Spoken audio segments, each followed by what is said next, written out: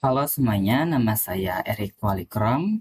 Pada video kali ini saya akan membahas mengenai networking model tentang TCP, IP model, dan OSI model. Daftar materi pada video kali ini ada 5. Yang pertama, konsep networking model, open networking model, layers, TCP, IP model, layers, dan OSI model. Konsep networking model. Seperti yang kita ketahui bahwa perangkat komputasi seperti komputer, server, dan router itu terdiri dari banyak vendor yang membuatnya. Nah, agar perangkat dari berbagai vendor ini dapat berkomunikasi dengan lancar, meskipun dibuat oleh produsen yang berbeda, maka dibutuhkan aturan bersama untuk menghubungkannya. Networking model adalah seperangkat aturan yang mendefinisikan bagaimana perangkat komputasi dapat terhubung dan berkomunikasi satu sama lain dalam jaringan. Sebelum datangnya open networking model, setiap vendor mempunyai networking modelnya masing-masing. Pada 1979, IBM membuat networking modelnya yang dinamakan dengan SNA. Maka muncul masalah, yaitu setiap vendor kesulitan dalam berkomunikasi. Maka muncul solusi yang dinamakan open networking model, sehingga vendor menggunakan networking model yang sama dan lebih mudah berkomunikasi. Open networking model itu sebuah networking model yang digunakan agar setiap vendor dapat saling berkomunikasi dengan menggunakan satu networking model yang sama. Open networking models yang populer pada saat ini, pertama ada OSI model yang dibuat oleh International Organization for Standardization atau ISO. Yang kedua ada TCP/IP model yang diciptakan oleh US Department of Defense atau DoD. Nah, bagaimana cara kerja open networking models? Nah, misalkan di sini vendor 1 menggunakan networking model MikroTik, vendor 2 menggunakan networking model Cisco, dan vendor 3 menggunakan networking model dari IBM. Maka vendor 1, 2, dan 3 akan mengalami kesulitan dalam berkomunikasi di jaringan. Maka solusinya adalah menggunakan satu networking model atau open networking model. Misal di sini menggunakan TCP/IP. Vendor 1, 2, dan 3 menggunakan open networking model yaitu TCP/IP. Maka vendor 1, 2, dan 3 akan mudah berkomunikasi di dalam jaringan. Dan untuk lebih memahami konsep networking model dipecah menjadi beberapa lapisan atau layer, baik itu lapisan fisik maupun non-fisik, yang pada setiap lapisannya terdapat aturan yang harus diikuti setiap komponen agar dapat saling berkomunikasi. Uh, Seperti yang kita lihat pada kedua gambar ini, yang menggunakan networking model itu lebih rapi dan terstruktur, kan yang tidak itu acak-acakan, tidak rapi, dan sebagainya. Ini dinamakan chaos networking. Selanjutnya ada TCP/IP model. Itu networking model yang populer pada saat ini, mendefinisikan suatu protokol agar komputer bisa saling terhubung. TCP/IP terdiri dari 4 layers, tapi dalam pengaplikasiannya ada 5 layers, yang dimana ada application layer, transport, network, data link, dan physical. Selanjutnya, kita akan membahas application dan transport layer. Application layer itu berfungsi sebagai antarmuka dengan aplikasi dan mengatur bagaimana aplikasi dapat mengakses jaringan dan membuat pesan berskala. Contoh protokol dari application layer itu seperti HTTP, POP3, SMTP, IMAP, SSH, dan sebagainya. Bagaimana cara kerja application layer? Misalkan sebuah klien membuka website dan website akan merequest ke web server. Maka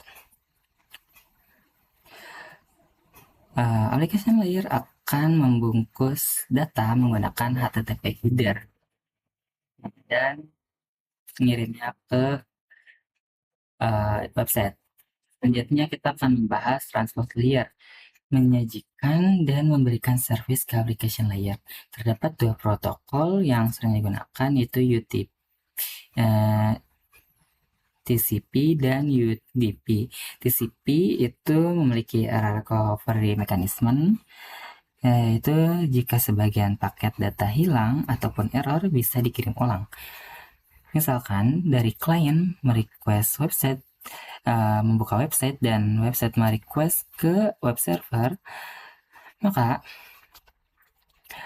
web server akan memprosesnya dengan mengirim data yang terdapat HTTP header dan misalkan di transport layer-nya menggunakan protokol TCP, maka akan dibungkus menggunakan TCP header. Nah, dan jika di tengah jalan ada bagian data yang error atau hilang, maka website akan merequest kembali ke web server dan web server akan mengirimnya dengan paket data yang lengkap yang sudah diperbaiki atau recovery. Sedangkan UDP tidak memiliki error recovery mekanisme yang sehingga mengirim paket tanpa melakukan recovery. UDP itu lebih cocok untuk aplikasi yang perlu kecepatan data tinggi seperti video streaming, games, dan lain-lain. Ada network layer. Pada network layer hanya terdapat satu protokol, yaitu IP protokol.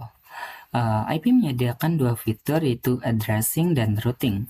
Addressing adalah memberikan nama pada perangkat di jaringan komputer, karena setiap jaringan komputer itu memerlukan alamat unik di jaringan.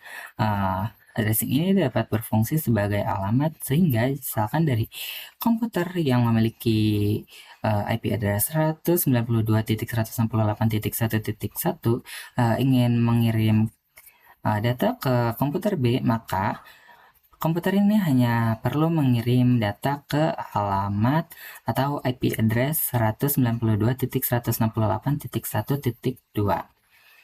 Ada routing, berfungsi seperti kantor pos yang mencari rute tercepat untuk sampai ke tujuan.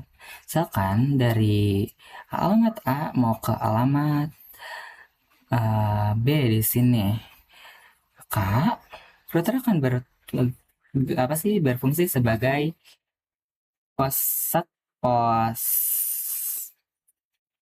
Router akan berfungsi sebagai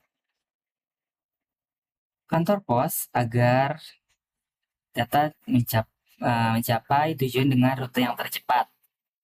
Misalkan pergi dari alamat B mau ke A gitu, maka alamat B akan diarahkan ke kantor pos, dan sampai ke alamat tujuan.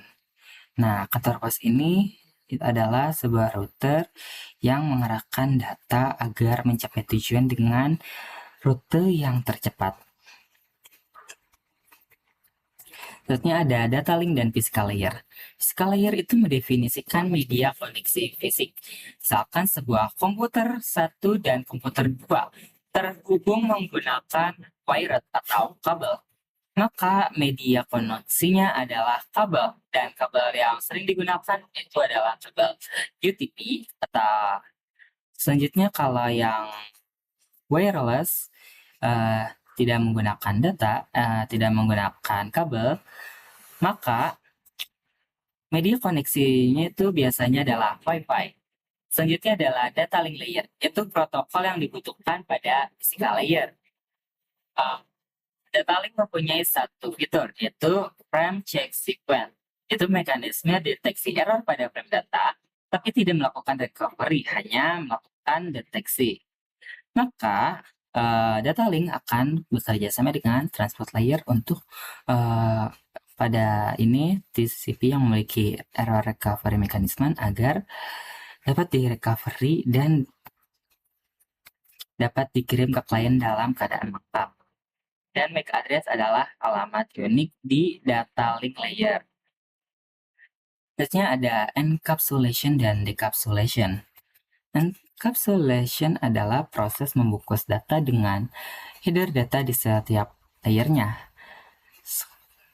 Berarti pada application layer itu disebut data, dan pada transport layer dibungkus dengan TCP header atau UDP tergantung protokol. Menggunakan TCP maka dibungkus dengan TCP header, Pada transport layer ini dinamakan segmen. Selanjutnya pada IP ditambahkan dengan IP header dan pada bagian ini dinamakan IP packet. Selanjutnya lagi ke data link ditambahkan data link header dan data link trailer. Dan pada bagian ini dinamakan frame. Dan pada data link ke physical, ini data sudah diubah menjadi sinyal bit. Dan dari physical mengirim ke klien itu dalam bentuk bit. Dan encapsulation adalah merubah dari bit ke dalam bentuk data. Misalkan dari physical ke sini itu dalam bentuk bit, maka decapsulation mengubah lagi dari bit itu menjadi data. Dibuka dari physical ke data link layer itu dibuka, dan selanjutnya ke IP yang pada IP data link header sudah dihapus. Selanjutnya naik data link dan data link trailernya sudah dihapus, dan naik lagi ke IP. Nah, dari IP naik lagi ke transport itu IP headernya sudah dihapus. Dan dari TCP ke application layer itu TCP header sudah dihapus, dan klien dapat menerima paket data. Selanjutnya itu OSI model. Sebelum adanya open networking model, setiap vendor mempunyai networking model masing-masing sehingga sulit untuk berkomunikasi seperti yang materi di awal. Sehingga dibuat spesifikasi minimum oleh ISO atau International Organization for Standardization pada 1984 dengan nama OSI atau Open System Intercom. OSI model layers mempunyai 7 layers, di mana layers yang sini ada transport layer, network layer, data link layer, physical layer yang berfungsi sama seperti yang di TCP/IP model. Bedanya di sini di OSI model application layer itu dipecah menjadi 3, yaitu application, presentation, dan session, yang dimana presentation itu berfungsi sebagai format dan enkripsi data. Session layer itu manajemen koneksi antar aplikasi. Sekian materi pada video kali ini. Mohon maaf atas segala kekurangannya. Terima kasih yang sudah menonton. Sampai bertemu lagi di video saya selanjutnya.